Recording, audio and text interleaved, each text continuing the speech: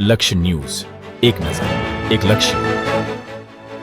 ઈડર નજીક કડિયાદરા ગામે પરંપરાગત હોલિકા દહન યોજાયું. ઈડર નજીક કડિયાદરા ગામે પરંપરાગત હોલિકા દહન. કડિયાદરા ગામે વર્ષોથી ચાલી આવતી અનોખી પરંપરા મુજબ વાંસ લાકડાના ઘર્ષણથી પવિત્ર અગ્નિ પ્રગટાવી હોલિકા દહન કરવામાં આવ્યું હતું. આધુનિક યુગમાં લાઇટર અને માચિસ જેવા સાધનો ઉપલબ્ધ હોવા છતાં ગ્રામજનોએ પૂર્વજોની પદ્ધતિ જાળવી રાખી અનોખો સંદેશ આપ્યો હતો. 40 મિનિટના પરિશ્રમ બાદ પ્રગટાવ્યો અગ્નિ. સોમવારે બપોરે 1:45 ઠાકોર સમાજના વડીલો અને યુવાનો એકત્રિત થયા હતા. વાંસ અને લાકડાના ટુકડાઓને સતત ઘસીને અગ્નિ ઉત્પન્ન કરવાનો પ્રયાસ હાથ ધરાયો હતો.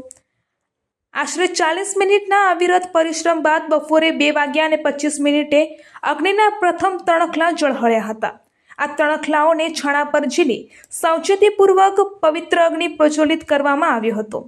વાજતે ગાજતે હોલિકા દહન સાંજે 7:30 કલાકે શુભ મુહૂર્તે ગામના આગેવાનો ઢોલ નગારાના નાદ સાથે આ પવિત્ર અગ્નિને મુખ્ય હોલિકા સ્થળે લાવ્યા. શાસ્ત્રોક્ત વિધિ અને મંત્રોચ્ચાર સાથે ઘર્ષણજન્ય અગ્નિથી હોલિકા પ્રગટાવવામાં આવી હતી. ડોસો અને ડોસી સ્વરૂપની હોળી. ગામમાં ડોસો લાકડાનો ગઢ અને ડોસી છાણાનો ગઢ એમ બે પ્રતિકાત્મક સ્વરૂપ તૈયાર કરવામાં આવે છે, જે પુરુષ અને પ્રકૃતિના સમન્વયનું પ્રતિનિધિત્વ કરે છે. ઢૂંઢ વિધિ અને નવી વિવાહિતોની પ્રદક્ષિણા. નવા લગ્ન કરેલા યુગલો પરંપરાગત વેશભૂષામાં હોળીની પ્રદક્ષિણા કરી અખંડ સૌભાગ્યના આશીર્વાદ મેળવે છે. તેમજ જેમના ઘરે સંતાનનો જન્મ થયો હોય તેવા પરિવારો પોતાના બાળકને હોળીની પ્રદક્ષિણા કરાવે છે, જેને સ્થાનિક ભાષામાં ઢૂંઢ કહેવાય છે. માન્યતા મુજબ આ વિધિથી બાળકના ગ્રહ દોષ દૂર થાય છે અને સ્વાસ્થ્ય સારું રહે છે. વૈદિક પરંપરાનું જીવંત સંરક્ષણ.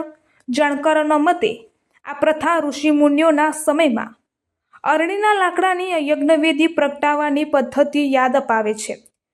કડિયાદરા ગામે આ પરંપરા જાળવી રાખી સાંસ્કૃતિક ધરોહર અને સામાજિક એકતાનો અનોખો સંદેશ આપ્યો છે. રિપોર્ટર સંજય નાયક.